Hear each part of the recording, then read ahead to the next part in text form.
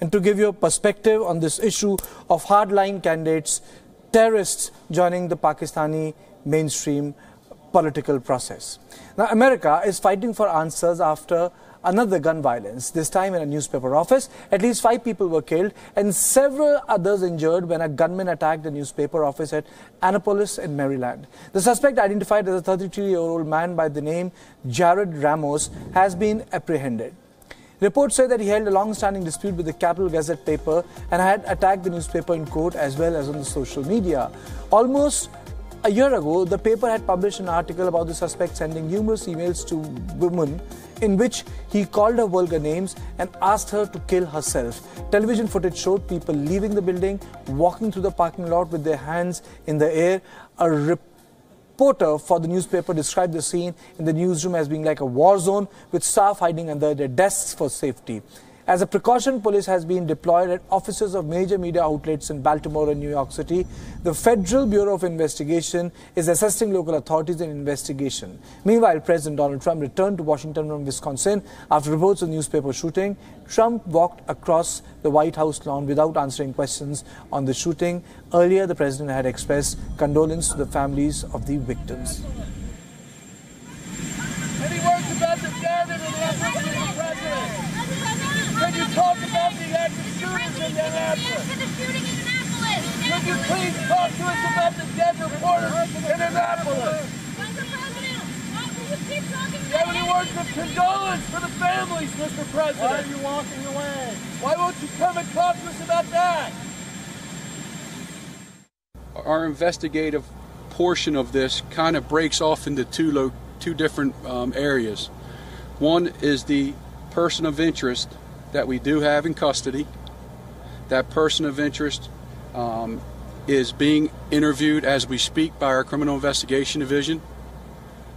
We do not believe, and we know through the investigation, that there are no further threats to the Capital Gazette newspaper. Super. I mean, it's just super unfortunate to hear. Like, you never think it's going to be your own hometown, and then seeing, I was like a half mile down the street, so just seeing that it's that close, it's just kind of scary. Just watching the news and knowing you're in like walking distance. Our correspondent Andy Roskin has more on the story. Once again, after a mass shooting, Americans are asking the question, why? Here's what we do know. The suspect, a white male, apparently shot his way into the building that houses the Capital Gazette.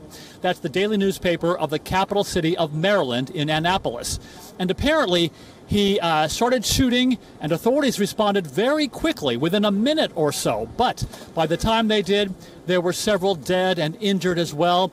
Of those killed, 4 of them were killed right there in the building. And authorities say it doesn't look like this suspect took a lot of care in figuring out how to plan out this shooting. They said it was very haphazard, without a lot of planning. In fact, they found him cowering underneath a desk in the newspaper, and that's very unusual because usually mass murderers here in America either kill themselves or they are shot in a shootout with police. But in this case, police took the suspect into custody with no shots fired. We're told that he's being very uncooperative in police custody, so we don't know yet a motive for all this. Was he upset at the newspaper itself and the journalists, or possibly just someone inside the building? We don't know that yet. Also, authorities say they found some sort of incendiary device that the suspect had with him. That was neutralized. But in the meantime, there are lots of fears in newspapers around the country and news outlets over this. Again, without knowing exactly the reason why he did this, several newspapers, large newspapers, have started beefing up security here in America.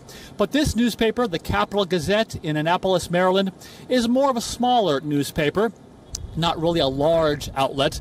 So there's a lot of grieving there going on. And until we learn more from the suspect about why he might have done this, or till we hear from his friends or associates or family members about why he might have done this, we just don't know. And we'll certainly have more information for you as we learn it. Andy Roast reporting in Chicago for WION.